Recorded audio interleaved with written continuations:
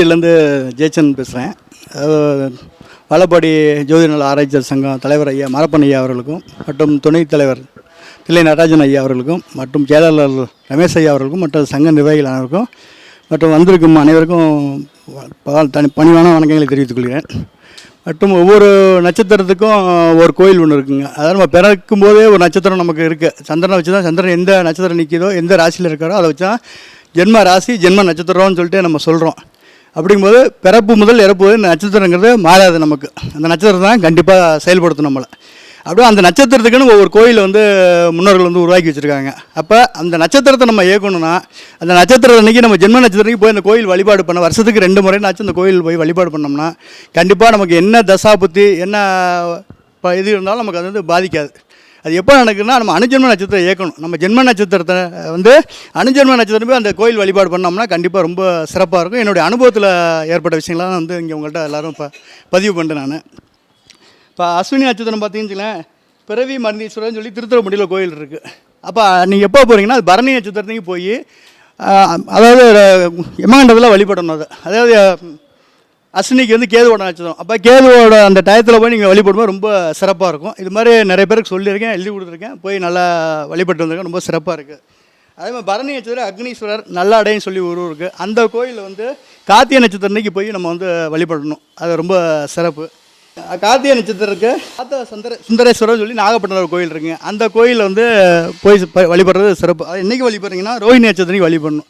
இப்போ ரோஹிணி நட்சத்திரக்காரங்க காஞ்சி பாண்டவத்துவ பெருமாள் சொல்லிட்டு கோயில் இருக்குது. அவங்க என்ன அப்படின்னா மிருகசீர நட்சத்திரன்னைக்கு போய் வழிபடுறது ரொம்ப சிறப்பு.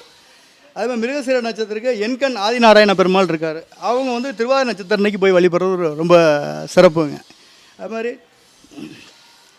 திருவாதிரை நட்சத்திரக்காரங்க ஐரவராதேஸ்வரர்னு சொல்லிட்டு அதிராம்பட்டினத்தில் இருக்காங்க. அவங்க புனர்பூச நட்சத்திரக்கு போய் வழிபடுறது ரொம்ப சிறப்பு. அது மாதிரி புனர்பூச நட்சத்திரக்காரங்க அதீதீஸ்வரர் வாணியம்பாடி அவங்க என்றைக்கு வழிபடா பூச நட்சத்திரம் போய் வழிபடுறது ரொம்ப சிறப்பு. அதே மாதிரி இந்த பூச நட்சத்திரக்காரங்க அஜ்ஜபுரீஸ்வரர்னு சொல்லிட்டு விலங்குளம்னு சொல்லியிருக்கு. அந்த கோயிலில் ஆயில நட்சத்திரக்கு போய் வழிபடுறது ரொம்ப சிறப்புங்க. அதுமாதிரி ஆயில நட்சத்திரக்காரங்க கற்கடேஸ்வரர்னு சொல்லி திருவீசநல்லூர் அவங்க என்றைக்கு மக நட்சத்திரக்கு போய் வழிபடுறது ரொம்ப சிறப்புங்க. மகம் நட்சத்திரக்காரங்களுக்கு மகாலிங்கேஸ்வரர் விராலிப்பட்டின்னு சொல்லி ஒரு ஊருக்கு அவங்க பூர நட்சத்திரக்கு போய் வழிபடுறது ரொம்ப சிறப்புங்க. பூர நட்சத்திரம் ஸ்ரீ ஹரிதீஸ்வரர் திருவரங்குளம் புதுக்கோட்டை பக்கத்துலங்க. அவங்க உத்தர நட்சத்திரக்கு போய் வழிபடுறது ரொம்ப சிறப்புங்க. உத்தர நட்சத்திரக்காரங்க மாஸ்கரேஸ்வரர்னு சொல்லிட்டு இடையார் மங்கலம் சொல்லிட்டு இருக்குது. அவங்க அஸ்த நட்சத்திரக்கு போய் வழிபடுறது ரொம்ப சிறப்புங்க. அஸ்த நட்சத்திரக்காரங்க கிருபாகுரீஸ்வரர் கோமல் குற்றாலம் பக்கத்தில் இருக்குங்க. அவங்க சித்த நட்சத்திரக்கு போய் வழிபடுறது ரொம்ப சிறப்புங்க.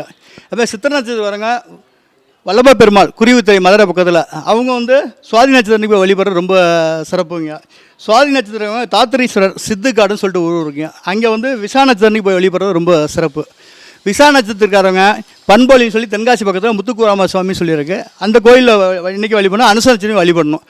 அது பண்பொழி முத்துக்குமார சுவாமிங்கிறது அகஸ்தியருக்கு முருகப்பெருமான் நேரடியாக காட்சி கொடுத்து ஜோதிடங்கிற நூலை கொடுத்த இடம்.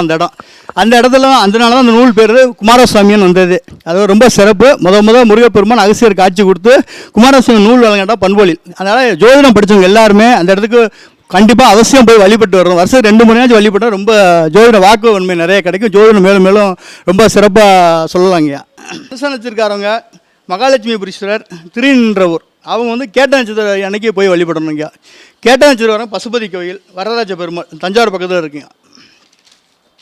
அவங்க மூல நட்சத்திரத்துக்கு போய் வழிபடுறது ரொம்ப சிறப்பு. மூல நட்சத்திரக்காரங்க மப்பேடு சிருங்கேஸ்வரர் சென்னை பக்கத்தில் இருக்குது. அவங்க பூராட நட்சத்திரத்துக்கு போய் வழிபடுறது ரொம்ப சிறப்பு. புராண நட்சத்திரக்காரங்க கடுவெளி ஆகாசபுரீஸ்வரர்னு சொல்லி இருக்கிறார் திருவையார் பக்கத்தில். அவங்க உத்திராட நட்சத்திரத்துக்கு போய் வழிபடுறது ரொம்ப சிறப்பு. உத்திராட நட்சத்திரம் கீழ்பழங்குடி பிரம்மபுரீஸ்வரர் வெங்கடேச பெருமாள் அவங்க திருவோண நட்சத்திரத்துக்கு வழிபடுறது ரொம்ப சிறப்புங்க. திருவோண நட்சத்திரம் திருப்பாக்கடல் பிரசன்ன வெங்கடேச பெருமாள்னு சொல்லிட்டு இருக்காரு. அவங்க அவிட்ட நட்சத்திரத்துக்கு வழிபடுறது ரொம்ப சிறப்பு. அதுமாதிரி அவிட்ட நட்சத்திரம் கீழே குறுக்கை பிரம்மபுரீஸ்வரன் இருக்கார். அவங்க சதய நட்சத்திரத்துக்கு வழிபடுறது ரொம்ப சிறப்பு. சதய நட்சத்திரம் திருப்புகலூர் அக்னீஸ்வரர். இந்த இடத்துல பார்த்திங்கன்னா திருநாவுக்கரசர் முக்தி கொடுத்த இடம். அது ரொம்ப சிறப்பான ஆலயம். கண்டிப்பாக ஜோதிடம் படித்தவங்க அவசியம் போயிட்டு வாங்க. வாசுக்குள்ள கோயில் அந்த கோயில் கண்டிப்பாக போய்ட்டு வந்தால் வாசு படிக்கிறவங்க எல்லாமே இங்கே போனால் ரொம்ப சிறப்பான ஆலயங்க. அது அவங்க இன்றைக்கி பார்த்தீங்கன்னா பூரட்டாதி நட்சத்திரத்துக்கு போய் வழிபடுறது ரொம்ப சிறப்புங்க. பூரட்டாதி நட்சத்திரம் ரெங்கநாதபுரம் திருவானேஸ்வரர் கோவில் அவங்க வந்து உத்திரட்டாதி நட்சத்திரம் அன்னைக்கு போய் வழிபடுறது ரொம்ப சிறப்பு. அதே மாதிரி உத்திரட்டாதி நட்சத்திரக்காரங்க தீயத்தூர், அதாவது ஆவுடையார் கோயில் தாண்டி போகிற வழியில் தீயத்தூர்னு ஒரு ஊர் இருக்குது. ஆவுடையார் கோயிலுக்கும் திருப்பணவாசலுக்கும் இடையில வந்து தீயத்தூர்னு ஒரு இருக்குது. அவங்க வந்து ரேவதி நட்சத்திரம் அன்னைக்கு போய் வழிபடுறது ரொம்ப சிறப்பு. ரேவதி நட்சத்திரக்காரங்க காரைக்குடி கைலாசநாத பெருமாள் இருக்குது. அவங்க என்னைக்குன்னா அஸ்வினி நட்சத்திரத்துக்கு போய் வழிபடுறது ரொம்ப சிறப்புங்க. இது எல்லாமே இந்த நட்சத்திரம் ஜென்ம நட்சத்திரம் ஒன்று இருக்குது. அந்த நட்சத்திரத்தில் உள்ள கோயிலை 6 மாதத்துக்கு ஒரு தடவை கண்டிப்பாக போயிட்டு நம்ம வழிபட்டுறது ரொம்ப சிறப்பு. இது இல்லாமல் என்ன நட்சத்திரங்கிறது இல்லாமல் எந்த ஜோதிடமும் எங்கேயுமே கிடையாது. ஒரு முகூர்த்தம் குறிக்கிறோம் அப்படின்னாலே நட்சத்திரம் தான் முகூர்த்தம் குறிக்கிறோம். ஒரு கோவில் குடமுழுக்கு விழா அப்படின்னாலே நட்சத்திரம் தான் குடமுழுக்கு விழா குறிக்கிறோம். அது மாதிரி நட்சத்திரத்தை வச்சு தான் எந்த ஒரு விஷயமும் நம்ம செய்ய முடியும். நட்சத்திரம் இல்லாமல் எந்த விஷயமும் நம்ம எந்த இடத்துலையும் நட்சத்திரம் இல்லாமல் எதையுமே செயல்படுத்த முடியாது. ஜோதிடம்னா நட்சத்திரம் தான், நட்சத்திரம்னா ஜோதிடங்கிறது நல்ல உண்மையான கருத்து. இது யார் முன்னோர் வகுத்தது தான், நம்ம ஒன்றும் புதுசாக ஒன்றும் எதுவும் கண்டுபிடிக்கல, முன்னோர் வகுத்து வச்ச கருத்து தான் இது. அப்படிம்போது நட்சத்திரத்தை இயக்குங்க. கண்டிப்பாக வந்து என்ன தசா புத்தி காலங்கள் என்ன ராகுக்கு எது பார்வை இல்லை செவ்வாய் எது பார்வை இருந்தாலும் அந்த நட்சத்திரத்தை இயக்கும்போது கண்டிப்பாக நம்ம நட்சத்திர நாயகன் நம்மளை கண்டிப்பாக இயக்குவாருங்கிறது என்னுடைய தாழ்மையான கருத்து. மற்றும் அனைவருக்கும் நன்றி, வணக்கம். அஸ்வினி வச்சவங்க எமண்ட விளக்கு போகும்போது 6 விளக்கு ஏற்றணும்.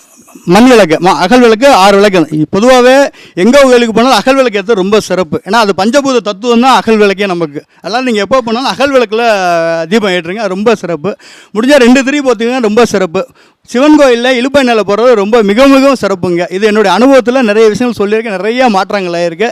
இந்த வாய்ப்பளித்த எனக்கு வாழப்பாடியார் ஜோதிட ஆராய்ச்சியாளர் சங்க உறுப்பினர் அவர்களுக்கும் மற்றும் தலைவர் அவர்களுக்கும் நான் நன்றி தெரிவிச்சுக்கிறேன். நன்றி, வணக்கம்.